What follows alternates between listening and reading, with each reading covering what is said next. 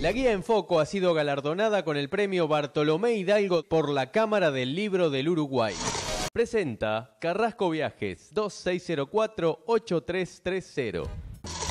Vamos a recorrer la arquitectura, la cultura, las comidas, las calles y la actualidad de este país y en particular de la ciudad de Estambul.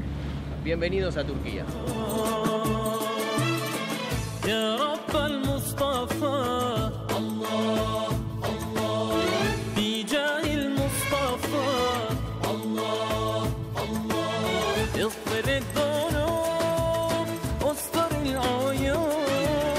Cinco veces por día se pueden sentir los parlantes de las mezquitas llamando al rezo, y esa es la forma en que tiene la gente de saber el momento justo para rezar. Estamos frente a una mezquita y vamos a ver que sobre todo arriba de los minaretes, de las torres, se colocan parlantes para que todo el mundo en la ciudad pueda saber cuál es el momento del rezo. Escuchen.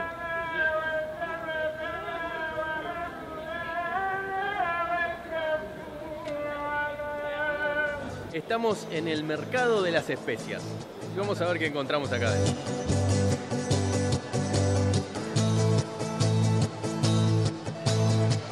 Ahí está. 1, 2, 3. Espero que no me lo pongan en el calzoncillo, porque ahí se... ¡Ay, me lo puso en el calzoncillo!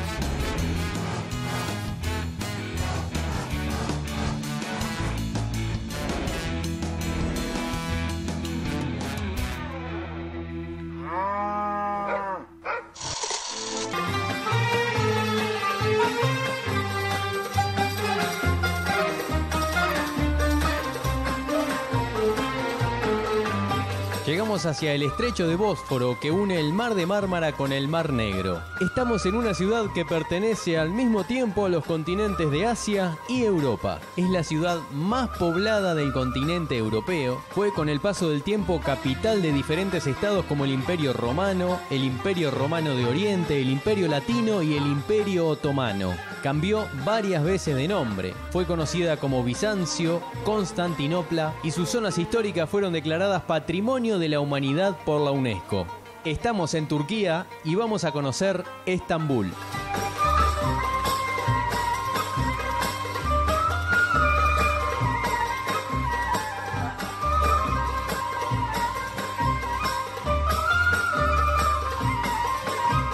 Y para conocer mejor la ciudad vamos a recorrer uno de los principales motivos por los cuales este lugar es así. Vamos a subirnos a un barco y a conocer la ciudad desde la costa, desde el mar.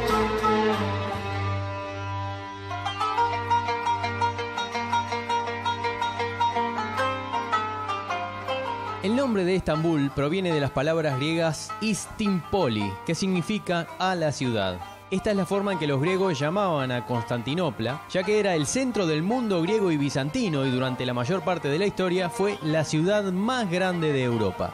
Su nombre original fue Bizancio, dado por los primeros colonos griegos que se establecieron 600 años antes de Cristo. Fue ocupada por los persas, recuperada por los espartanos, conquistada por los atenienses y más adelante estuvo en manos de los macedonios durante el reinado de Alejandro Magno.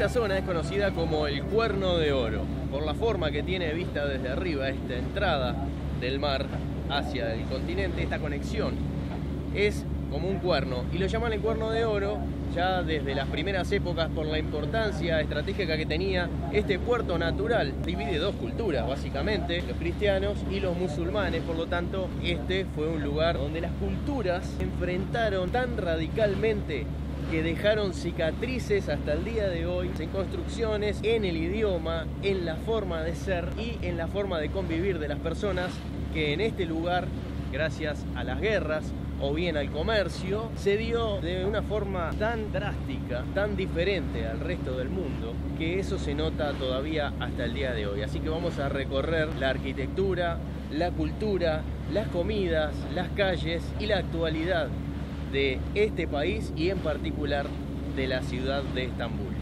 Bienvenidos a Turquía.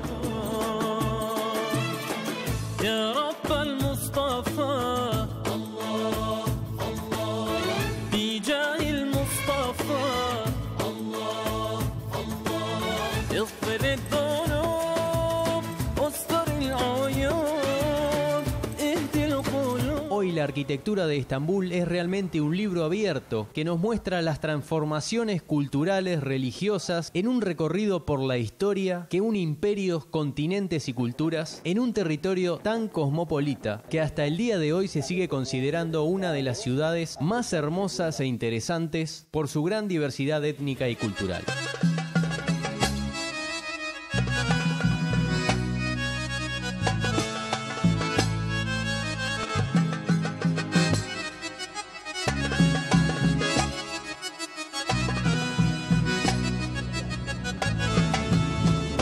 Este es el estrecho de Bósforo que separa dos continentes. De un lado tenemos Asia y del otro Europa. Estar acá es estar pisando parte de la historia del mundo. Tengamos en cuenta que, por ejemplo, en cuanto a la religión, en esta ciudad convivieron y fueron muy fuertes las influencias católica, cristiana y musulmana hasta el día de hoy.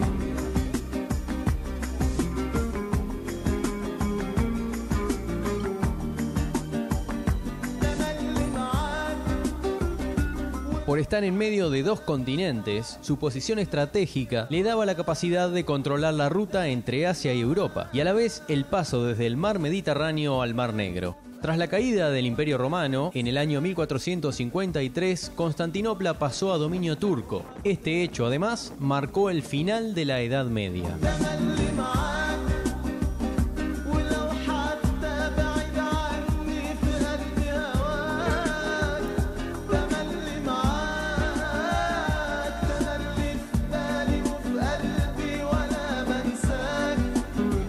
Lo que vemos al fondo es uno de los puentes colgantes, de los modernos puentes colgantes que conectan dos continentes. De hecho, este fue el primer puente colgante que conectó los dos continentes en el planeta y el tercero más grande del mundo en su época, en la década de 1970. Hoy ya no es uno de los más grandes, pero sí sigue siendo uno de los más importantes. Y a medida que seguimos recorriendo el estrecho, vemos varios de estos puentes, como el que estamos por cruzar al fondo.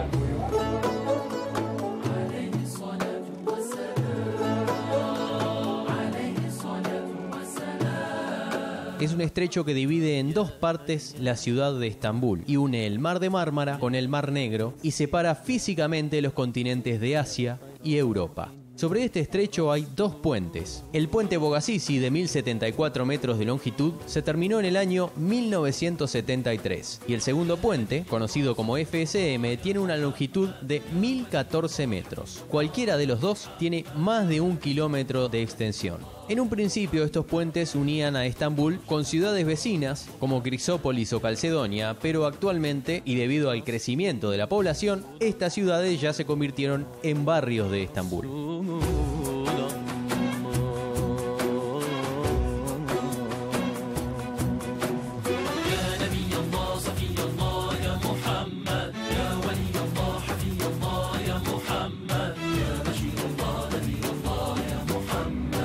Las primeras casas construidas contra la bahía, contra el estrecho, eran de madera. Con el tiempo se fueron cambiando por casas de piedra, ya que la madera se incendiaba fácilmente, pero todavía quedan unas cuantas.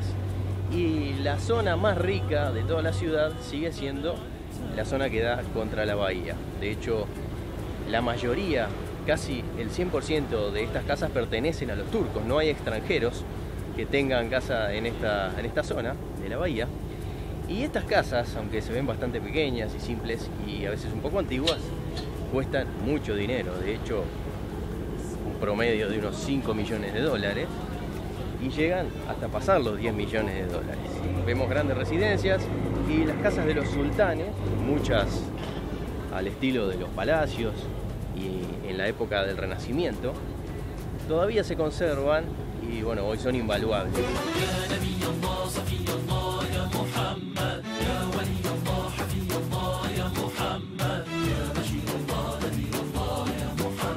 Para tener una idea de la gran cantidad de barcos que pasan por este estrecho y de la importancia que tiene este lugar estratégicamente en el comercio mundial, basta solamente ver la cantidad de barcos cargueros que pasan en una u otra dirección. Como el tránsito marítimo es tan importante, se estableció como una especie de semáforo virtual. Durante una parte del día los barcos circulan en una dirección y los que van hacia el otro lado tienen que esperar. En determinado momento se cambia la dirección de navegación y el resto de los barcos pueden circular en sentido contrario.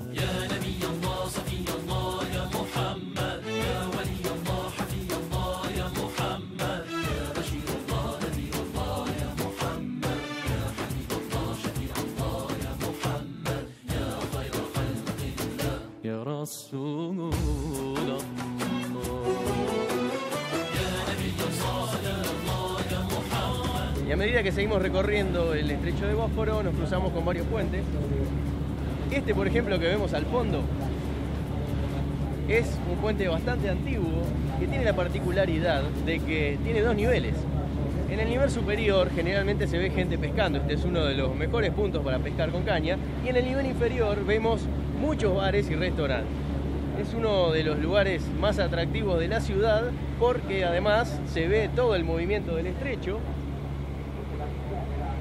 y también permite una vista increíble de las dos partes de la ciudad. Ahora estamos pasando por abajo, uno puede recorrer las construcciones por tierra, pero además la puede recorrer desde el mar, y esa es una de las particularidades de esta ciudad, que más allá de los dos continentes que conecta, esta zona, la zona de las bahías y la conexión marítima, fue la principal causa por la cual se convirtió en un punto estratégico y un centro fundamental de comercio hasta el día de hoy.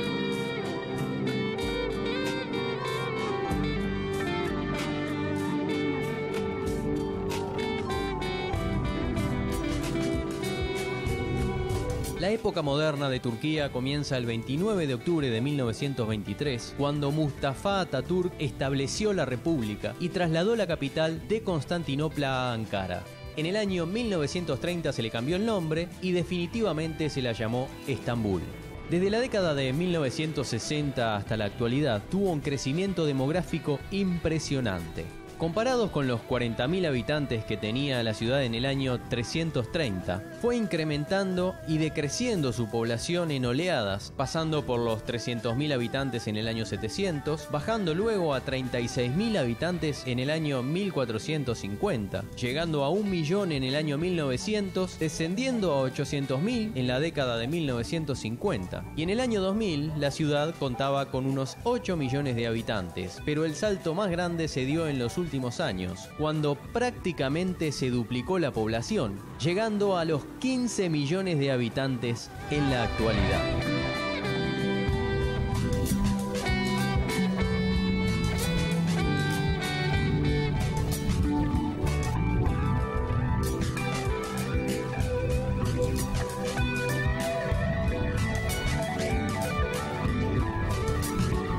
Ya estamos llegando de nuevo al puerto y vamos a seguir recorriendo Estambul, pero esta vez por tierra.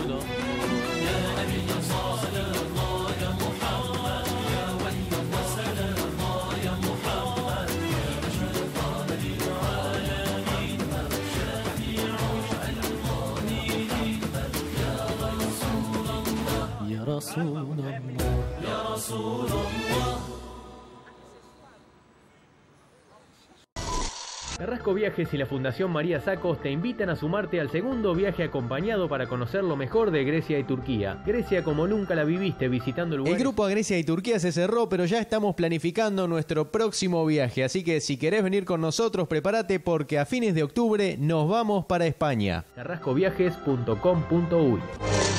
Si querés recibir datos de lugares o información del programa, manda un SMS con la palabra FOCO al 1414 y nos vas a tener en tu celular. Manda FOCO al 1414.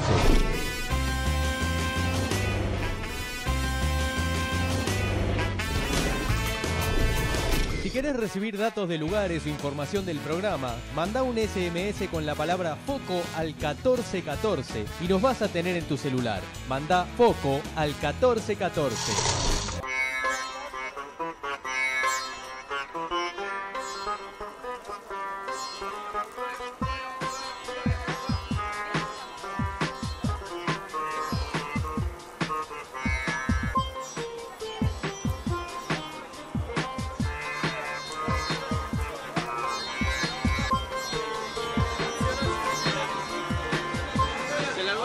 Es ideal para estar acá adentro y acá cualquier cosa da oportunidad a la venta, así que apenas cayeron las dos primeras gotas ya empezaron a aparecer los vendedores de paraguas.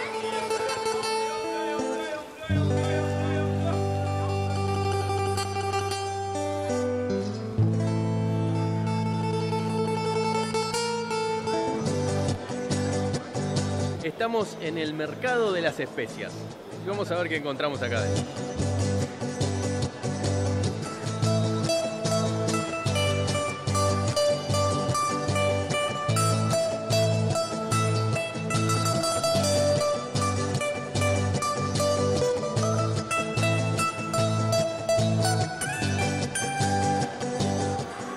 Hacia acá adentro. Este lugar es impresionante. Es un mercado muy antiguo que desde siempre vendió lo mismo que venden hoy, ¿no? Todo tipo de especias, telas, joyas. Y como hoy podemos encontrar gente de todas partes del mundo. Antes era igual, porque esta era una de las rutas de comercio, uno de los puntos centrales de la ruta de comercio que unían Europa con Asia, y todos los productos de ambos lugares se concentraban acá, así que podemos ver especias, dulces, muchas artesanías, sobre todo trabajadas en plata, los juegos de té. Español. Sí, acá todo el mundo habla varios idiomas, ¿no? Los vendedores te empiezan a hablar primero en inglés, depende, ellos te ven y ya más o menos sacan de dónde sos, ¿no? Pero primero, por ejemplo, a mí me empiezan a hablar en inglés, después en italiano. No, español. Español, hola. Español. Buenos días, España. Buenos días. No, de Uruguay. Uruguay. Uruguay. Uruguay. Aquí. Gracias. Ellos enseguida saben más o menos de qué región sos y empiezan a tantearte a ver qué idioma hablas. Y es así que te empiezan a acercar y te terminan vendiendo algo. Eso es básicamente un hecho, ¿no? Acá el comercio lo llevan en la sangre. Vamos a seguir recorriendo el mercado. Yo tengo ganas de comprar algo de especias. Me encantan los té, acá hay té de todo tipo, de manzana, manzanilla, todos té naturales. Y probablemente algún juego de té tallado. Vamos a ver qué encontramos.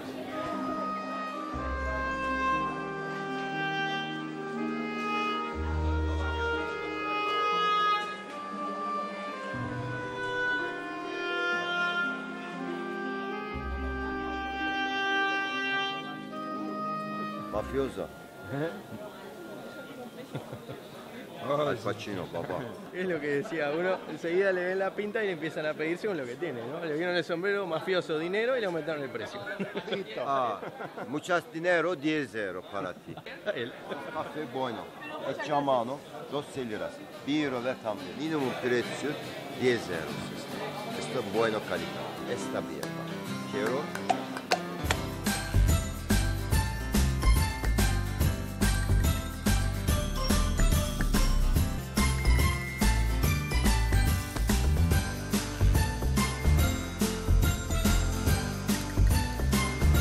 Voy a comprar un especiero de estos. Esto es un especiero con muchas especias distintas y un molinillo para moler. Está muy bueno. Te empiezan pidiendo unos $15 y lo vamos a regatear para bajarlo a 8.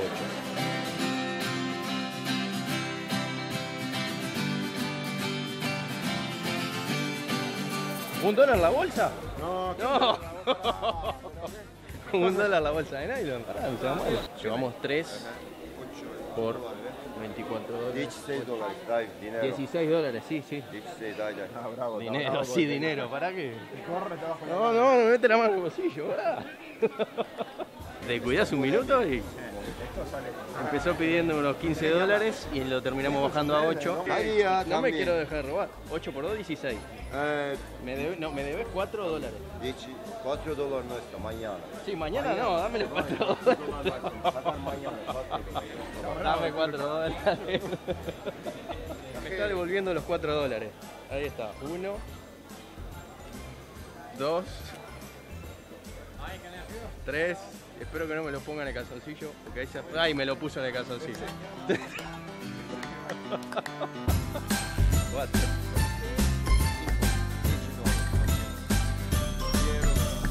Ah, 3. Gracias. Adiós. Voy a sacar los dólares estos acá. Ay, Dios mío. Bueno, lo interesante de esto es que uno puede hablar con todo el mundo, ¿no? Acá todo el mundo se hace amigo, porque si se hacen amigos, te venden algo. A mí ya me vendieron algo y por suerte me devolvieron el cambio. Vamos a ver qué más conseguimos. يا رب المصطفى الله الله بجاه المصطفى الله الله اغفر الذنوب استر العيوب اهدي القلوب لكي تتوب الله ضعف الثواب. Bueno, todo tiene especias. Acá estamos en la parte de los jabones. Jabón de rosa, jabón de oliva, jabón de mango, jabón de lavanda, jabón de pera. Eso, bourtlen, no sé qué es. Jabón de goma. Jabón de limón, de zanahoria. Interesante. Se puede ver de todo.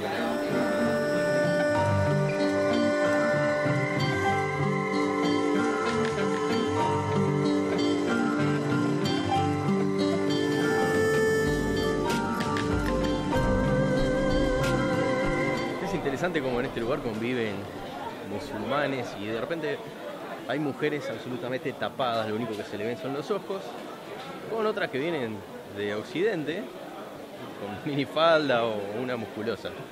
Y ningún problema, ¿no? Las culturas en este lugar se mezclan de una forma increíble.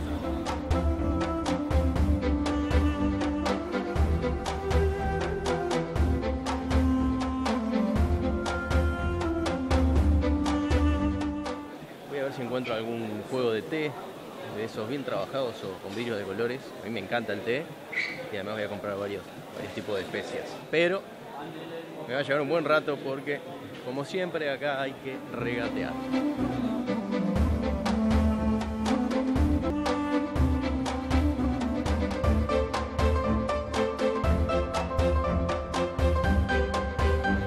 Más dulces, muchos dátiles, damascos, oro, plata y una tienda de trajes de bailarinas exóticas.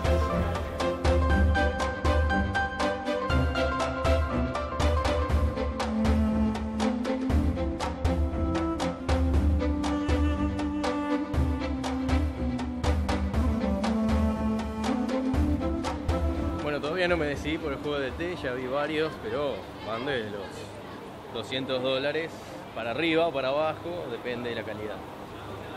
Paró de llover, así que vamos a dejar el mercado y seguimos recorriendo Estambul. Total, después va a haber tiempo para comprar ese tipo de cosas.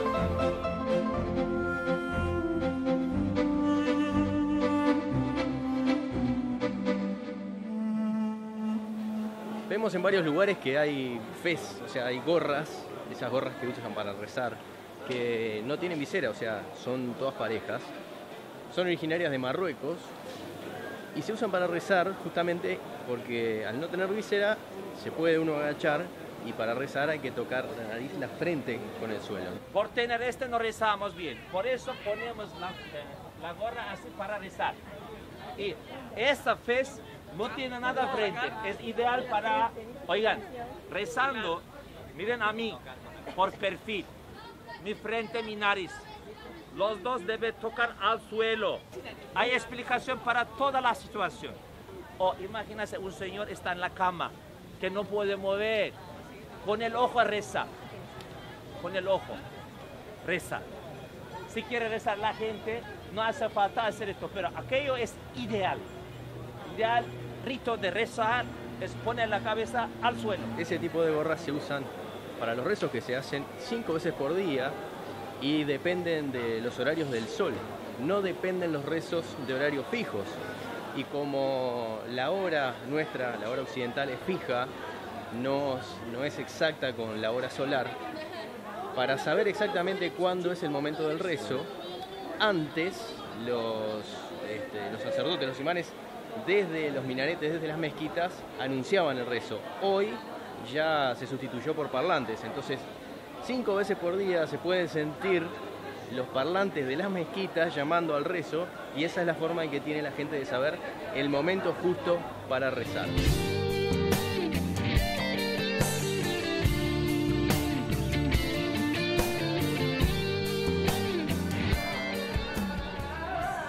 Eso que estamos escuchando es el llamado al rezo.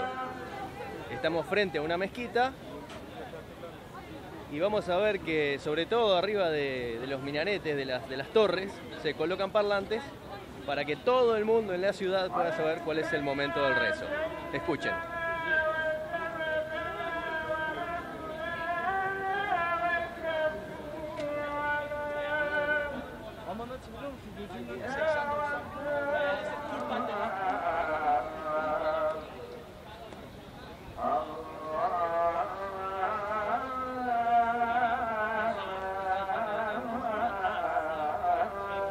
La llamada será a la 1:10.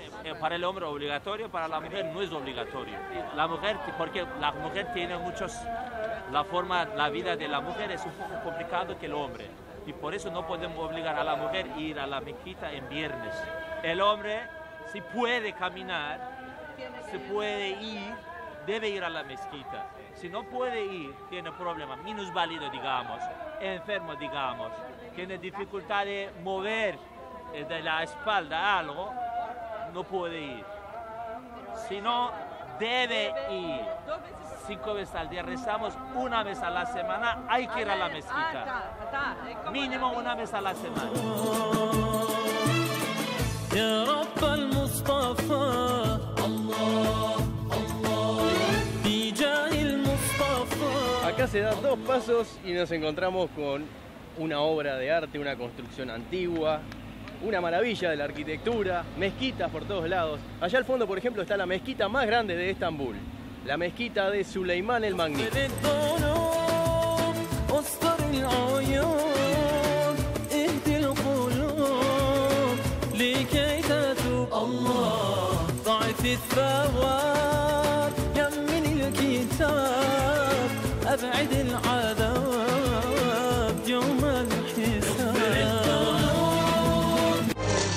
Si querés recibir datos de lugares o información del programa, manda un SMS con la palabra FOCO al 1414 y lo vas a tener en tu celular. Manda FOCO al 1414.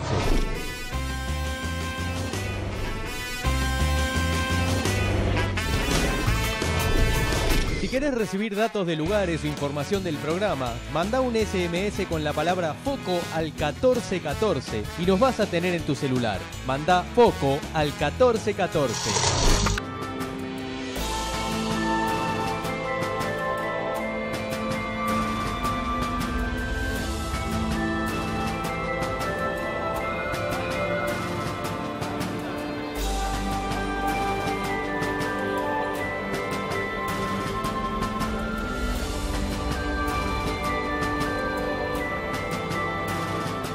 Estamos frente a una de las obras más espectaculares de la arquitectura mundial de todas las épocas. Vamos a entrar a Santa Sofía.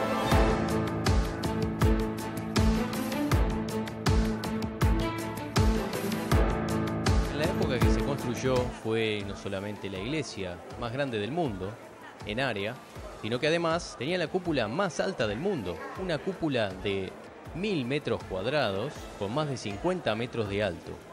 Y para resolver ese sistema de construcción, que hasta ese momento no se hacía, se hicieron unos contrafuertes, o sea, cuando uno hace una cúpula y apoya esa cúpula, empieza a hacer fuerza hacia los costados para caerse. Por supuesto, para que no se caiga y no se desarme, lo que hay que hacer son contrafuertes, estructuras grandes de piedra que aguanten la fuerza que hace hacia los costados. Acá estamos viendo 4 de estos enormes contrafuertes, que además tienen una característica muy particular y es debido a los terremotos.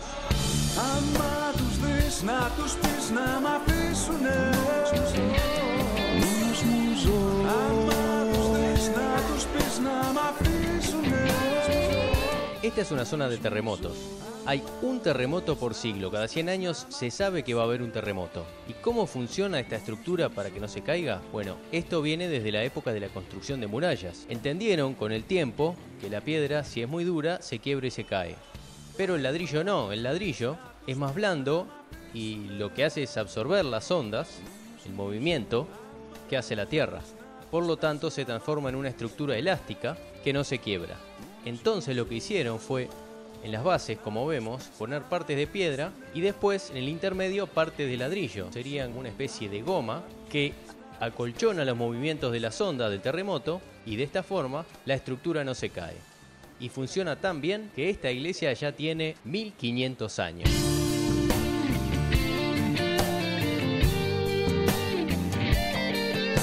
Vamos a entrar a la iglesia de Santa Sofía, vamos a entrar a una construcción de 1500 años de antigüedad. Esta fue la tercera iglesia construida en este lugar. Las 2 anteriores fueron destruidas y vueltas a construir. La primera fue construida en el siglo III, la segunda en el siglo IV y esta en el año 1537 por Constantino, emperador romano que trasladó la capital de Roma hacia este lugar y fue llamada justamente Constantinopla, en honor a ese emperador que trajo la capital hacia esta zona. Ya me estoy sorprendiendo por lo que veo, pero vamos a dar unos pasos más para que vean lo espectacular de esta construcción.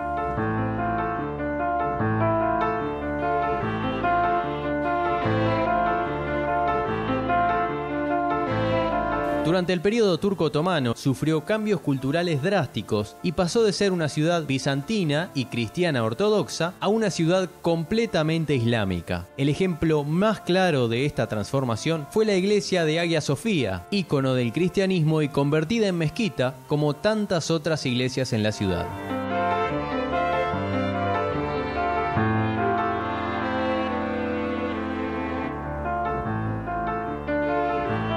En el momento en que se levantó esta iglesia no había nada semejante en el mundo. De hecho, lo más grande en el mundo eran las pirámides de Egipto.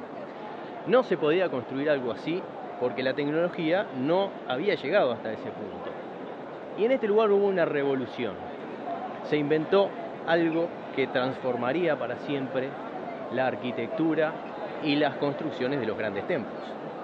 Las cúpulas, hasta ese entonces, estaban apoyadas en todos sus costados. Por lo tanto, no se podían tener grandes espacios abiertos. En este lugar se desarrolló un invento que, como decíamos, revolucionó todo lo anterior. Y es que la cúpula, en vez de apoyarse en todo su perímetro, se apoyó en lo que se llamaron pechinas. Son como esquinas curvas que van haciendo que las cargas de la cúpula vayan descendiendo hacia las bases, que son columnas pero están más alejadas. Y además se inventó otra solución. Si vemos a los dos costados, vemos 2 semicúpulas, o sea que esta cúpula está apoyada sobre 4 pechinas y 2 semicúpulas en los costados. ¿Qué hace esto?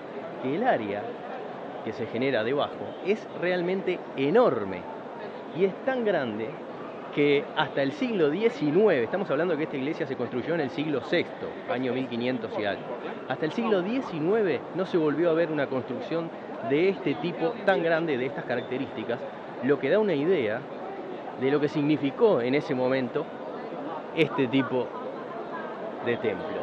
Lo que sentían las personas que estaban abajo eran realmente que estaban en el templo de Dios. En un principio se lo construyó como iglesia, como culto a Jesucristo, pero cuando los musulmanes tomaron este lugar, lo transformaron en mezquita. Y eso fue hasta la época moderna, cuando definitivamente se lo transformó en museo. Así que hoy estamos dentro de lo que fue una iglesia, más adelante una mezquita, y hoy se conoce como el Museo de Santa Sofía.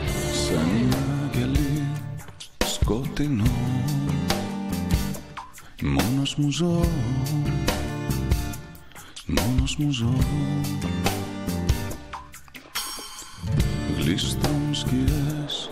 El resultado del paso de varias culturas por esta construcción quedó marcado para siempre y hoy lo vemos, por ejemplo, en los azulejos. Si vemos allá arriba vemos una pechina. La pechina era la esquina donde apoyaba la cúpula. En esa pechina hay una figura de un ángel. Si bajamos, en las columnas vemos caligrafía musulmana. Eso es de la época en que esto fue mezquita. Y si seguimos viendo, por ejemplo, las lámparas son de la época musulmana. Después tenemos otras construcciones como los azulejos y los diseños que también son de la época musulmana, pero muchas de las partes originales siguen siendo todavía de la época de la construcción en el siglo VI, durante la época de Constantino.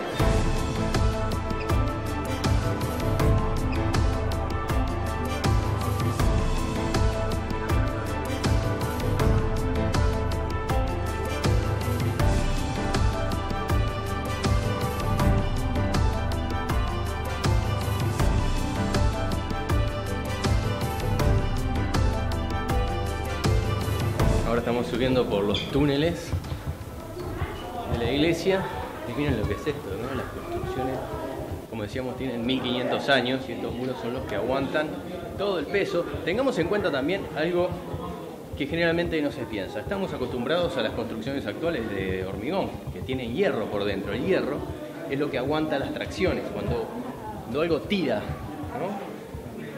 Es muy fácil aguantar la compresión, apoyar un peso muy grande arriba de la piedra, por ejemplo.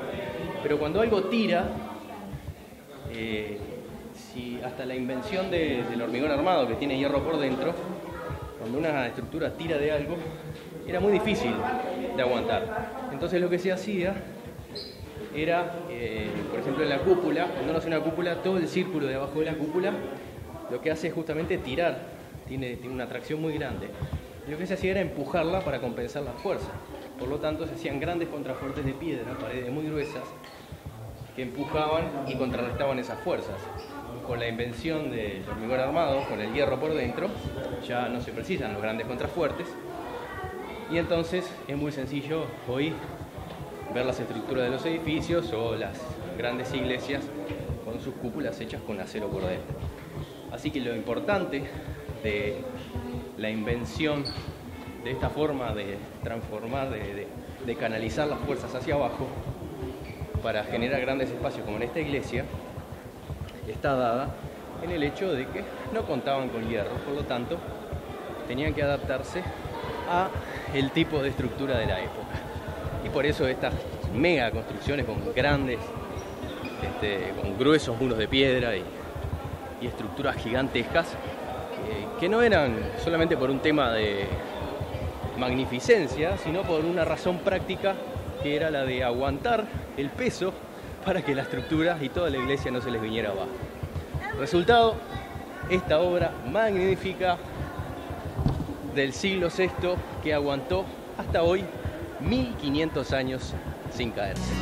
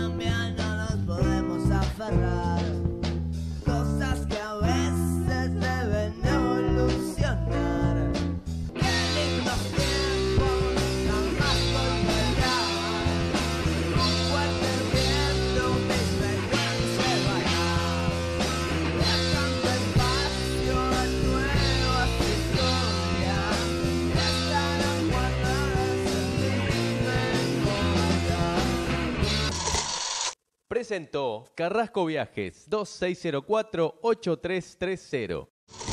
Si querés recibir datos de lugares o información del programa, manda un SMS con la palabra FOCO al 1414 y nos vas a tener en tu celular. Manda foco al 1414.